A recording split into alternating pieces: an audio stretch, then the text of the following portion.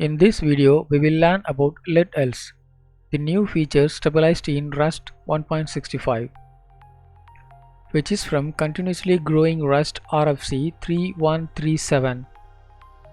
For that, I have created a method. Here I used let else from line number 235 to 237.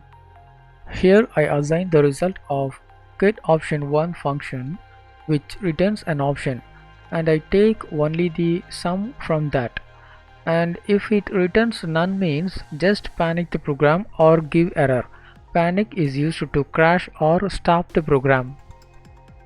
In let else, the first part or true block is assigning the return value of getOption1 to left side. The second part is fallback to return error or panic the program. And in line 238, we can straight away use the result variable x. Now I set the return value to none for getOption1 function and run the program. See, the program's output is panic, that is error from getOption1.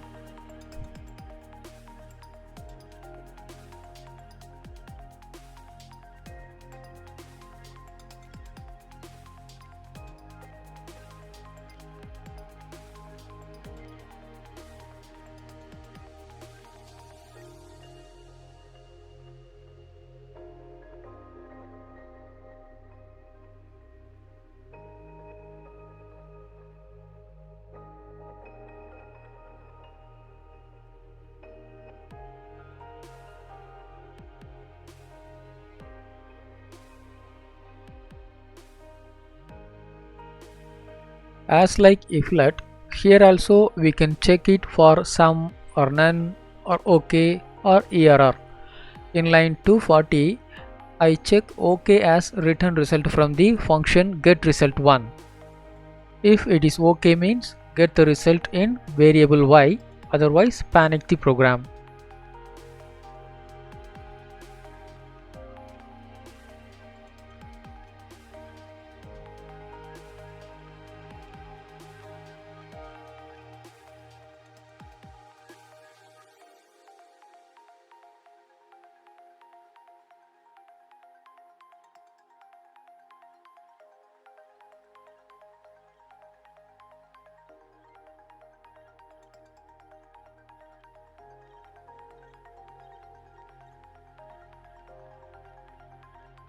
Here also we can change option into result and check it with OK or error.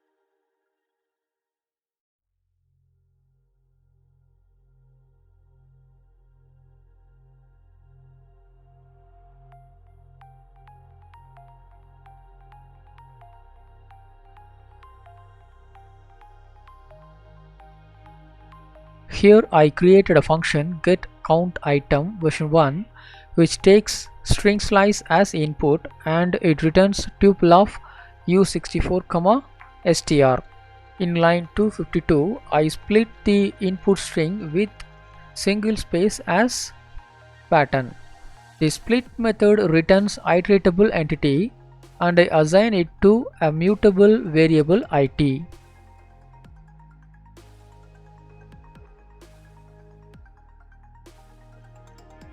Next, in line 254, I take the first two elements from that split iter and use it as match input as a tuple of two element.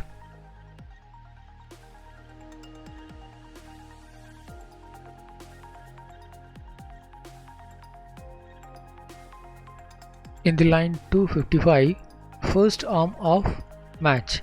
Here I check it with only when true iter element is sum, and it receives first it as sum of count str and the second as sum of item, and we can extract it as a tuple and return it as a tuple of two element, that is counter str and item. Line 256 is the second arm of match, which covers all other conditions. Here I panic the program. So only when the first two element is sum, then we return tuple of two element, otherwise panic the program.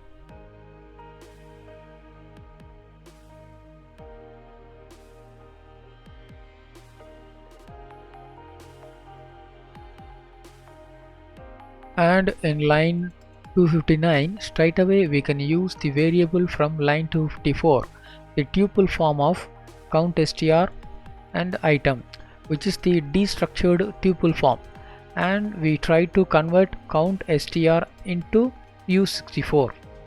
If the conversion result is OK, means just return the converted result count, otherwise panic the program.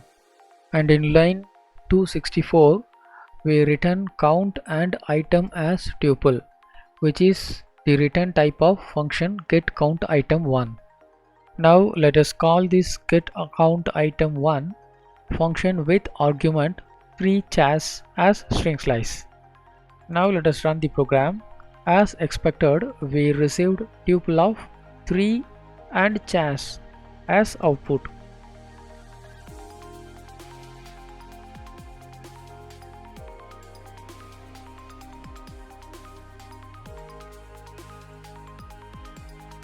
In line 255, split returns an array of element string 3 and string chars.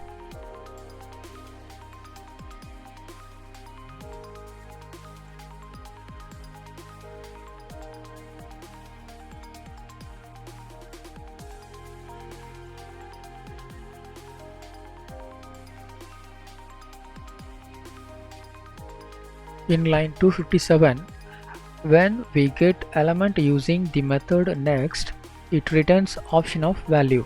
So in line 258, I marked it as sum of count str and sum of item.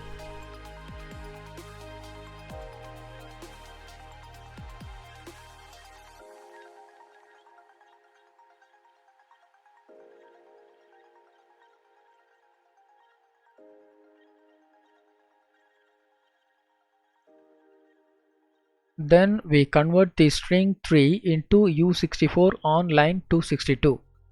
This conversion returns a result of u64 and parseInt error.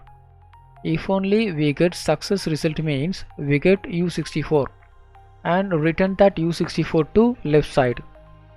Here function u64 : from str came from use std : str : from str trait.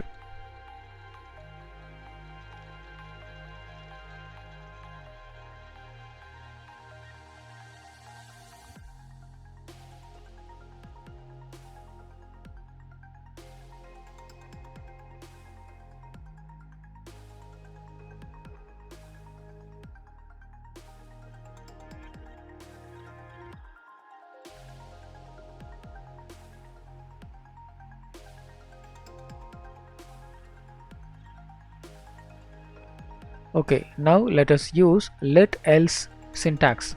Here I created a function getCountItem version 2. In line 271 and 274, I used let else syntax. By using this syntax, we can omit statement like in line 258 and 263, 264.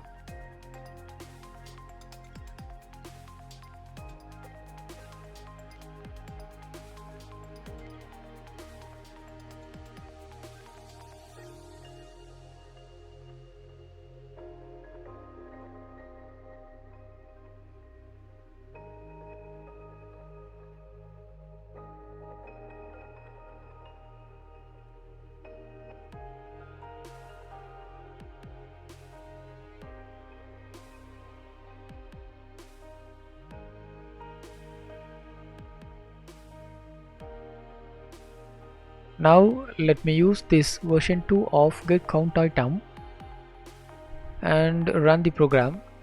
See, we have got the same result as before.